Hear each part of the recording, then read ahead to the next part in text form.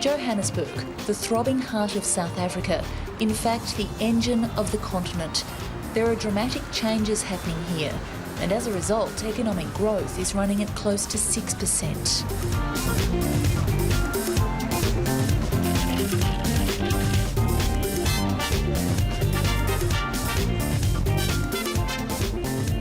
12 years after the white rule era of apartheid, South Africa's educated blacks are pushing ahead.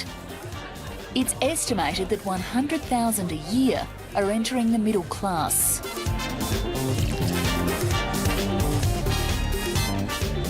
On a Friday night, this is where many spend their time, in Soweto, a township infamous for poverty and violence, where some are getting rich.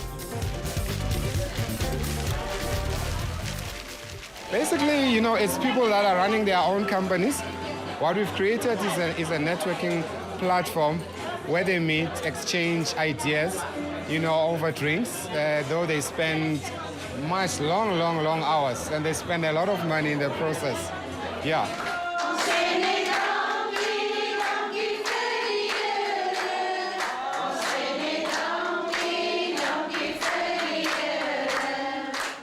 South Africa's changing social dynamic is not good for everyone.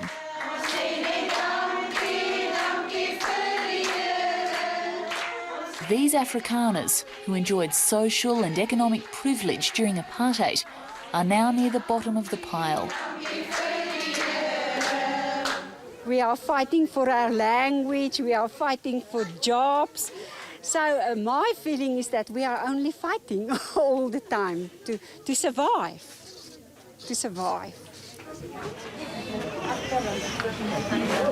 Thousands of white South Africans rely on charity to live. Betsie Dreyer has been running this community centre for 8 years, and she's almost run off her feet. I think there must be much more job opportunities for the people like my people here, lots more. And that we must be aware that they mustn't be discriminating against them. It seems just to me that the thing is not in balance anymore. Kiewit Wolfert was a public servant when whites ran South Africa.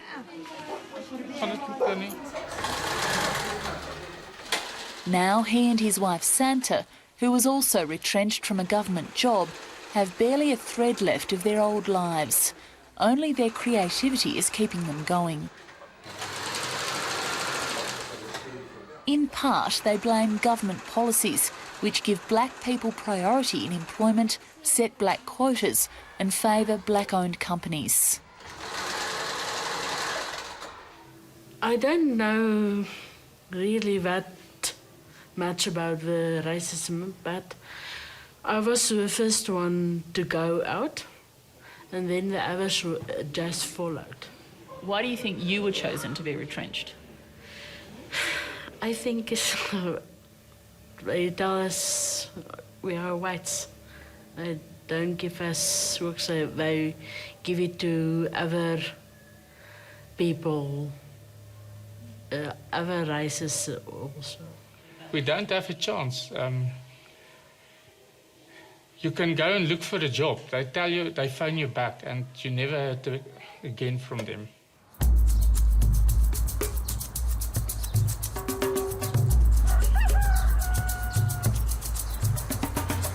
Millions of black South Africans still live in squatter camps. 1/3 of the population has no electricity. Running water and housing are limited. This was once an exclusively black domain.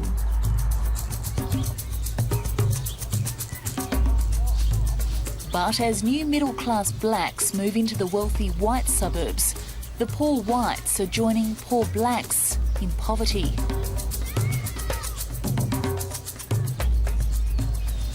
There's a lot of people struggling, but it's ons beurt. The blacks always had to struggle.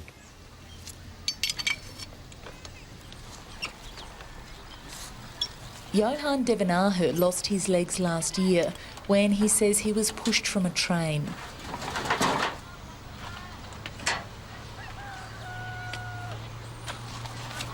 Now he can't get work. He gets a tiny pension, but he's forced to make up the difference collecting cans for recycling. Home is a squatter camp with 14 others, white and black. It's a big change from his once relatively comfortable life during apartheid. We had meat, we had money, there was no struggling. We didn't have problems. It was lekker, it was nice. Elke ding was chop. Now times are changing. You know what's happening.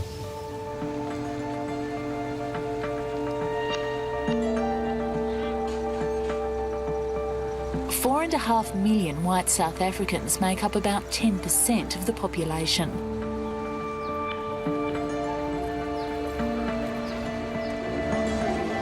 Most whites are Afrikaners, many from rural areas, and they're said to be less entrepreneurial than British South Africans, partly because of their previously protected existence in the lower levels of the public service.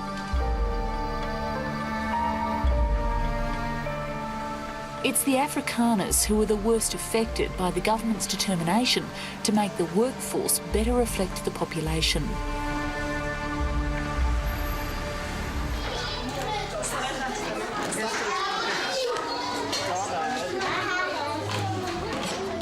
Many are now being forced to rely on soup kitchens to survive. White unemployment has risen by almost 200% in 5 years.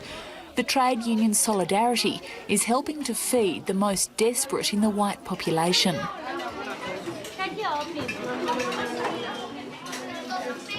We think, unfortunately, the situation is that the current government that we had has in the past said they fought for a non-racial society free of racial discrimination. And what we see now is the same kind of system that we had in the past. It's just being implemented by other people, and it is a racially driven society we see more and more. Solidarity was formed from the remnants of the Mine Workers Union, which campaigned hard to keep both low-skilled Afrikaners and black people out of the workforce during the apartheid years. Now it's lobbying against affirmative action. Do you understand how ironic it sounds for white South Africans to complain about a government being racially motivated, considering the history here? Yeah, well, but from our side, we also see it ironic that a government that fought against racial legislation is now doing exactly the same what they fought against.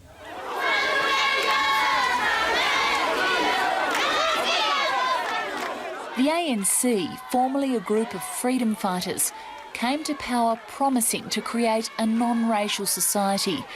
But there's now declared discrimination on the basis of colour. You cannot have transformation without pain. You cannot. Isn't black economic empowerment, though, in itself a racist policy? Why? Well, because it's about race. The entire policy is race-based. I don't know. Why don't you look at our constitution? Well, the very phrase black economic empowerment implies that it's race-based. Are you saying it's not? We had an apartheid policy that was declared a crime against humanity. Now, either we reproduce apartheid, or we move and we change. And we change to a non-racial society. But to move to a non-racial society, you've got to empower those who for more than 350 years had been systematically disempowered, systematically oppressed, systematically repressed, systematically deprived of every single possibility to grow. Now, how are you going to do that without taking a position? Actually, some don't need the help. Kabelo Sekawati has worked his way into the middle class without being directly assisted by the government.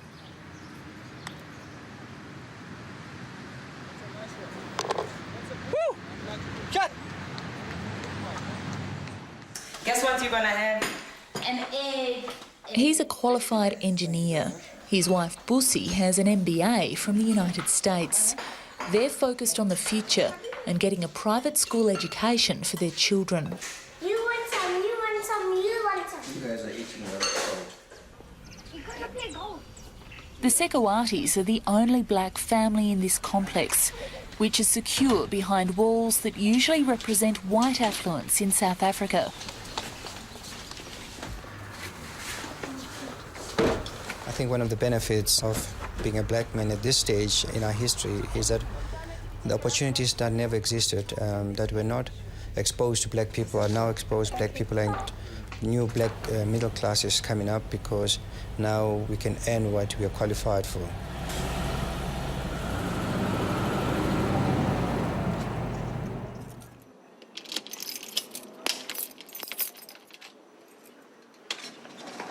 Busi and Cabello are running a home interior business, trying to tap into the disposable income of the growing middle class. Hello. Hi. Hi, how am I? Good morning. Just come through. They've had no preferential treatment from the government for being black. Mike, you've met my wife, Busi. Hi. This is Mike. Nice meeting you too, Mike. Okay, please take a seat, Mike. We rely on the feet that walk around here to come in and buy, which are basically is a challenge that each and every business is facing. Do you like the layout? But they understand and agree with black economic empowerment. This is a perfect one. The number of black people, companies in the stock exchange in South Africa is less than 3%, and it's not growing. The economy is still in the hands of a few.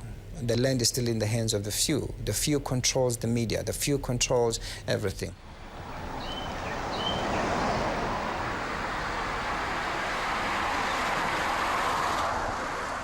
Living in South Africa, you get used to the walls, which have become a symbol of affluence. Behind them are mostly well-off whites, who are still much more likely to have well-paying jobs than black people here. Many of them still have black domestic workers like cooks and gardeners. But even so, up to 60% of black people remain unemployed. I don't feel that people are anti-white, but I feel that white people have put themselves in a corner where they fail to mingle with African people because they look at themselves as a different class as a whole, whereas in a normal society, class will be defined by income and education, but in South Africa, your class is defined by the color of your skin. We are not saying we are blind towards the imbalances in our society. There's a huge imbalances at the moment. You have a rich grouping, but then the poor that are getting poorer by the day. And we say if you want to eradicate these imbalances, don't focus on race, focus on poverty. If affirmative action is not based on socio-economic conditions, what do you think it's based on? White people who are poor are not covered under BEE, are they? What do you understand by socio-economic conditions? Well, I'm talking about people living in poverty, yes. clearly. And where's the overwhelming majority of people? Look, I'm well aware that... No, I'm asking. No, I'm well aware you see, because that most poor no, people your questions, in South Africa are black. I think you're... What I'm asking is... I don't want to fight with you, but your questions are wrong socio-economic? because all you're doing... They're questions, No, they but can't all be you're wrong, sitting here and you're sitting here and worried about whites. I mean, no, man, sorry. Our real fundamental concerns must be the millions of our people who are living under conditions of poverty and underdevelopment. And Some they are of whom Africans. are white. Yes, but the overwhelming majority, 80–90% are Africans, living in rural areas, living in the townships here. You're sitting here, and all your questions is about the whites. Sorry, you know, I mean, you may use it, you don't want to use it, it's up to you. I don't find it acceptable.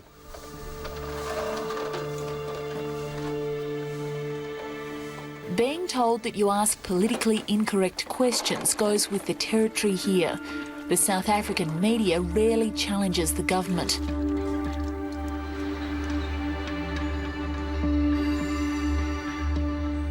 It's clear that a group of people who were protected by the system no longer are in the so-called Rainbow Nation.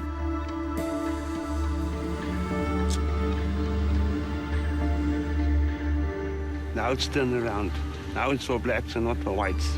It's the colour of our skin is not right. And that's the way it's going to be, as long as the overwhelming majority of people are poor and black.